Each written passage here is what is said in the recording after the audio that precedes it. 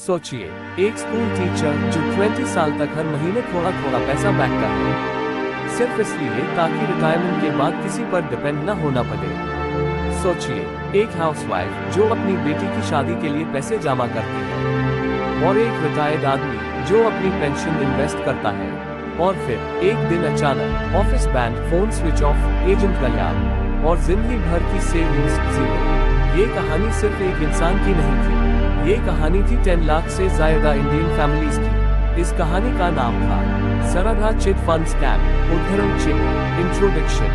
उद्धरण चिन्ह। Sharda chit fund scam India के सबसे बड़े फाइनेंशियल स्कैम्स में से एक था, जो साल 2013 में सामने आया। इस स्कैम ने सबसे ज्यादा अफेक्ट किया वेस्ट बंगाल, असम, उड़ीसा और झारखंड के लोगों को। ये कोई नॉर्मल इन्वेस्टमेंट फेलियर नहीं था, बल्कि एक पॉन्जी स्कीम थी, जिसमें लोगों को हाई और गारंटीड रिटर्न्स का झूठा सपना दिखाया गया। और इस सपने की कीमत पुअर और मिडिल क्लास फैमिलीज ने अपनी पूरी जिंदगी से चुकाई। उद्धरण चिन्ह। उद्धरण चिन्ह। सरधा ग्रुप दिखने में एक बहुत बड़ा बिजनेस एम्पायर था। इस ग्रुप के अंदर 200 से ज्यादा कंपनीज थी, जो रियल एस्टेट, टूरिज्म और कंस्ट्रक्शन जैसे सेक्टर्स में काम करती थी। न्यूज चैनल्स, न्यूज़पेपर्स और होर्डिंग्स पर सरधा के एड्स रेगुलरली दिखते थे, जिससे लोगों को लगता था कि कंपनी बिल्कुल लीगल और सेफ है। लेकिन रियलिटी ये थी, सरधा का असली बिजनेस लोगों से पैसा जमा करना था, बिना किसी प्रॉपर रेगुलेशन के। इस ग्रुप का फाउंडर था सुदर्शन सेन, जिसने लॉ के लूपहोल्स का फायदा उठाकर ये पूरा सिस्टम चले। उद्धरण चिन्ह। उद्धरण चिन्ह। सरधा एक क्लासिक पॉन्जी स्कीम पर काम करता था। इस स्कीम में लोगों से कहा जाता था कि अगर आप थोड़ा थोड़ा पैसा इन्वेस्ट करोगे तो कुछ सालों में आपका पैसा डबल या ट्रिपल हो जाएगा। शुरू के इन्वेस्टर्स को रिटर्न मिलता भी था, लेकिन ये रिटर्न किसी बिजनेस के प्रॉफिट से नहीं आता था। ये पैसा आता था नए इन्वेस्टर्स के पैसे से। जैसे जैसे और लोग जुड़े, सिस्टम चलता रहा, लेकिन जैसे हाई नए इन्वेस्टर्स कम हुए, पूरी स्कीम कोलैप्स हो गई। यहाँ कोई रियल प्रॉफिट नहीं था, सिर्फ लोगों का भरोसा था, जिसका मिसयूज किया गया। उद्धरण चिन्ह। असम के एक छोटे शहर में रहने वाली एक हाउसवाइफ ने अपनी बेटी की शादी के लिए लगभग 3 लाख रुपए जमा किए थे।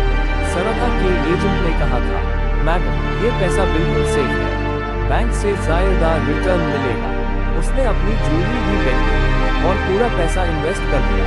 लेकिन 2013 में जब सरधा कोलैप्स हुआ, ना पैसा वापस आया, ना एजेंट मिला और ना कोई जवाब। शादी पोस्टपोन हो गई, घर में टेंशन बढ़ गई और एक पूरा परिवार फाइनेंशियल स्ट्रेस में डूब गया। उद्धरण चिन्ह। उद्धरण चिन्ह।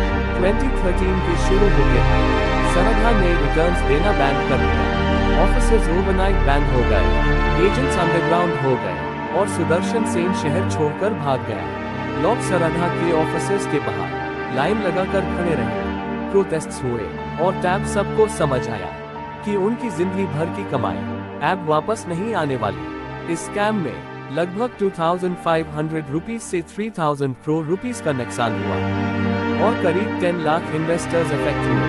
उद्धरण चिन्ह। उद्धरण चिन्ह। इस स्कैम का सबसे डार्क साइड टैब सामने आया जब कई लोग ये लॉस बर्दाश्त नहीं कर पाए। वेस्ट बंगाल और असम में रिपोर्ट्स आए, जहां retired teachers, daily veg workers और स्मॉल इन्वेस्टर्स ने सुसाइड कर लिया। एक रिटायर्ड टीचर ने अपने सुसाइड नोट में लिखा, मैं अपने परिवार को बिना पेंशन के कैसे छोड़ दूं। ये सिर्फ पेंशन का लॉस नहीं था, ये इज्जत, भरोसा और मेंटल पीस का लॉस था। उद्धरण चिन्ह। उद्धरण चिन्ह। सरधा स्कैम हमें कुछ बहुत इंपॉर्टेंट लेसन सिखाता है। पहला, गारंटीड रिटर्न्स का मतलब स्कैम। दूसरा, सिर्फ रेगुलेटेड और वेरीफाइड स्कीम्स में इन्वेस्ट करें। तीसरा, फ्रेंड्स या रिलेटिव्स के कहने पर बिना रिसर्च के पैसा न लगाइए। और सबसे जरूरी, फाइनेंशियल लिटरेसी सिर्फ नॉलेज नहीं, बल्कि एक सर्वाइवल स्किल है। उद्धरण चिन्ह। उद्धरण चिन्ह। सरधा चिट फंड स्कैम सिर्फ एक फाइनेंशियल फ्रॉड नहीं था, बल्कि एक सामाजिक ट्रेजेडी थी। इसने दिखाया कि जब लालच, इग्नोरेंस और वीक रेगुलेशन एक साथ आते हैं, तो पूरी की पूरी फैमिलीज बर्बाद हो सकती है। पैसा शायद कभी रिकवर हो जाए, लेकिन जो भरोसा टूटा, जो जिंदगियां खत्म हुई, उन्हें वापस लाना नामुमकिन है। उद्धरण चिन्ह। अगर ये वीडियो आपको थोड़ा